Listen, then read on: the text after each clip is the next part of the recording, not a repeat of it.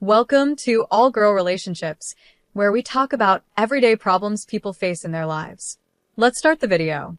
My fiancé, Liam, was my first and only relationship. We were high school sweethearts, dated all through college, got engaged at 22, and were supposed to get married at 24. Liam always had a close relationship with my sister, Mary, and I never had an issue with it.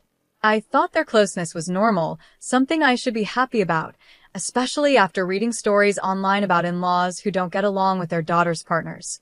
Even when something seemed strange to me, like Mary's boyfriend's always being overly jealous and protective of her, I chose to ignore it. I didn't want to connect the dots, even though the truth was always right in front of me.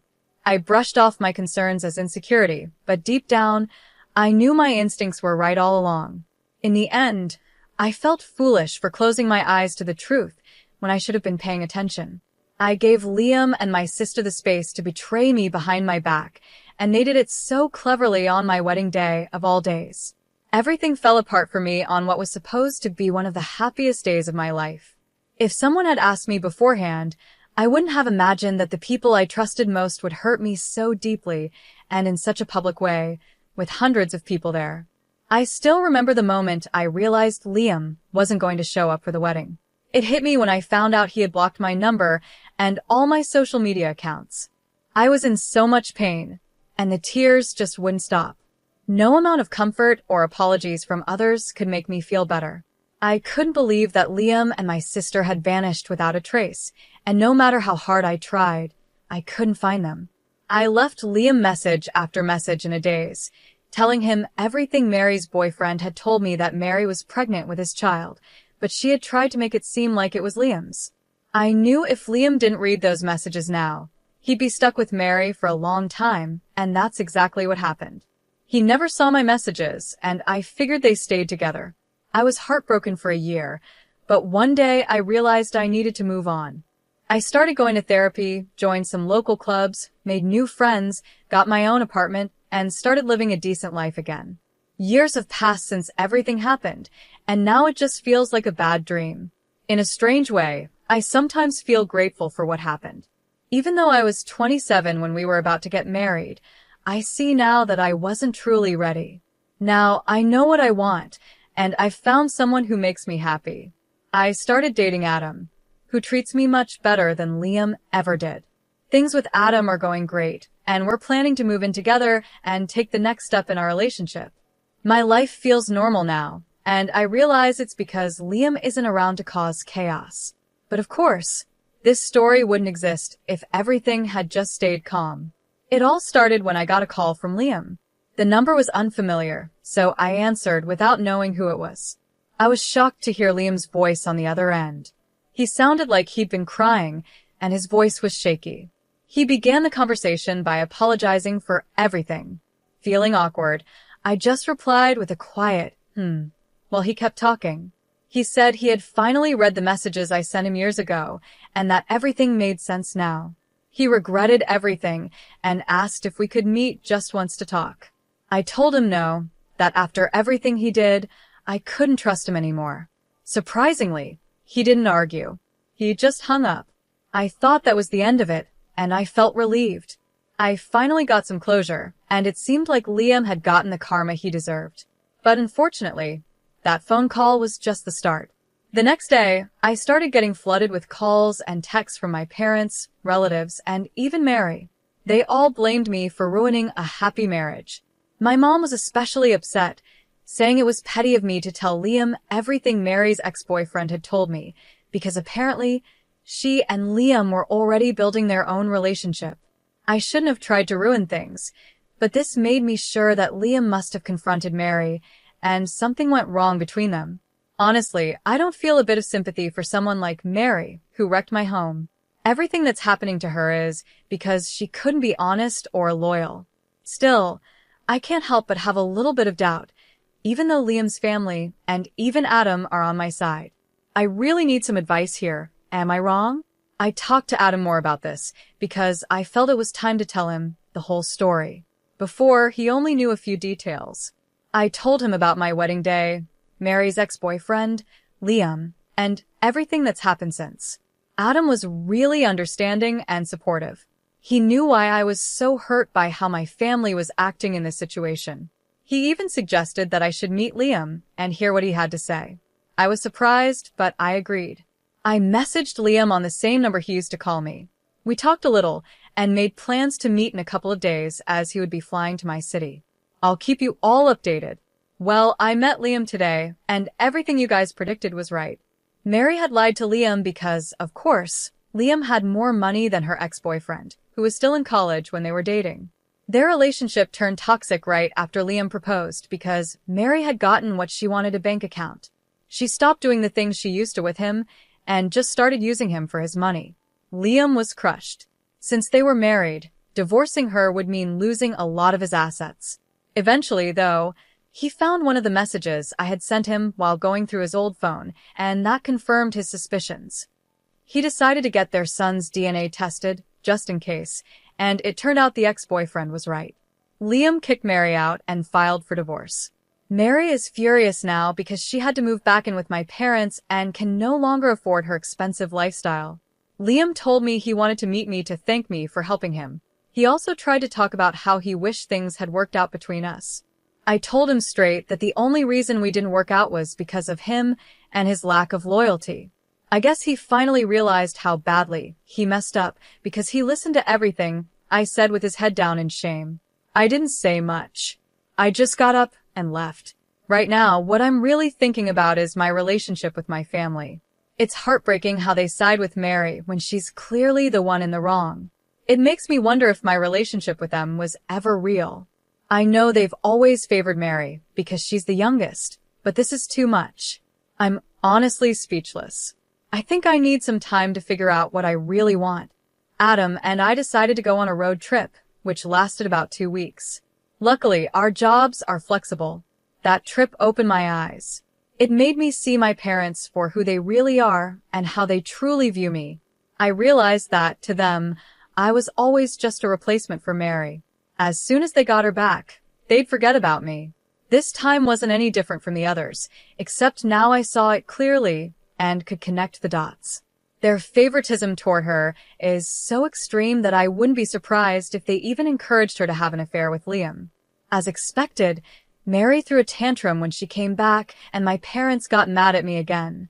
I'm sure they also gave her a lot of money, especially since she gave birth to their first grandchild. But, as usual, Mary ran off again, this time with another rich guy, and cut all contact with my parents, leaving them to take care of my nephew. I didn't find out from my parents, though. They started acting sweet and talked about wanting to see me again, which made me suspicious. So I called my cousin, who told me everything. That's when I realized they wanted me to take care of Mary's son until she came back, and then they'd push me aside again. I wasn't going to let that happen. That's when it all clicked for me, and I knew I had to cut them off. So I blocked their numbers. I got back to the city yesterday and also found out that Liam tried to move back in with his parents after losing so much money on divorce lawyers and alimony, but they said no. Like I said before, he deserves it. I don't feel any sympathy for Mary, my parents, or Liam. Mary's going to face her consequences. My parents are now raising my nephew, and Liam's life has fallen apart because he couldn't stay loyal.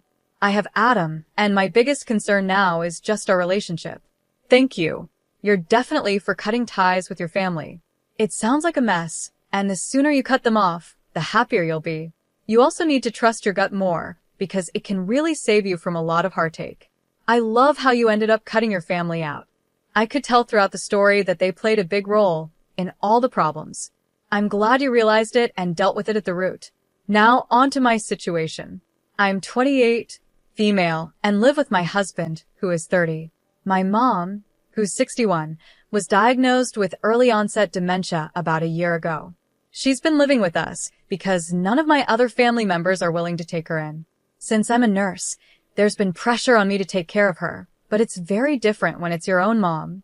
I know she's going to get worse over time. Right now, she's still enjoying life, watching her favorite movies and playing card games. But she can't be left alone because she's vulnerable and might accidentally start a fire or forget where she is. I have one sibling, an older brother named Larry, who's 37.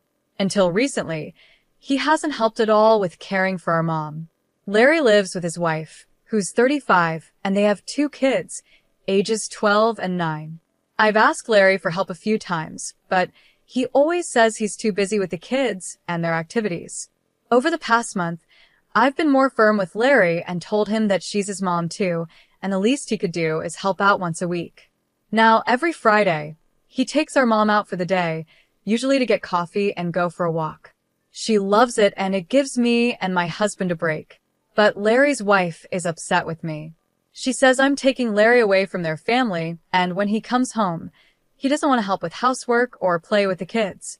I told her that's not my fault, and that our mom's care isn't optional. It's not fair for me and my husband to do everything when Larry is fully capable of helping. She suggested we put our mom in a nursing home. I told her we can't afford a nursing home unless she and Larry are willing to split the cost. She said they have better things to spend their money on. I told her, well, tough luck, and that Larry will have to keep helping. She called me a jerk for making Larry help. You're definitely. Taking care of your mom is a huge responsibility for you and your husband. Your brother helping out once a week for a few hours is the least he can do. If he's too tired afterward to help his wife or take care of their kids, that's their issue to figure out. They chose to have kids, so that's not your problem. I'm sure you also have other things you'd like to spend your money on, but here you are providing full-time care for your mom and covering all the costs from what it sounds like. Your brother's wife is being selfish for not trying to understand. But this can't continue like this. It's only going to get harder.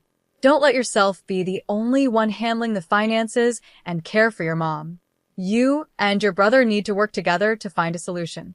Of course, you should consider your husband and he should consider his wife, but they don't get the final say. If your sister-in-law doesn't like it, go on vacation and drop your mom off at their house as long as it's safe. Let her see what it's really like to care for someone with dementia. Now, onto my story. My boyfriend, who's 32, and I, 34, are celebrating our 4-year anniversary this month. Since the actual day is on a weekday, we decided to celebrate on the weekend. We both work from home, and we don't live together, so I wanted to surprise him on the actual day with breakfast, a plant he loves plants, and a box of chocolates. I arrived at his place around 7 a.m., knocked on the door, and waited a while for him to answer. I figured he was still asleep. When he finally opened the door, he looked upset. I quickly apologized for waking him up and told him I just brought a few gifts for our anniversary. He just said, okay, still looking annoyed, and walked back to his bedroom, leaving me standing there with the gifts.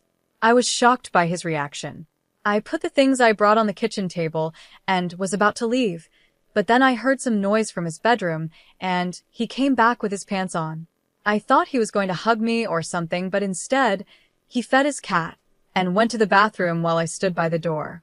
I felt sad about how he reacted and started crying because all I wanted was a little happiness from him.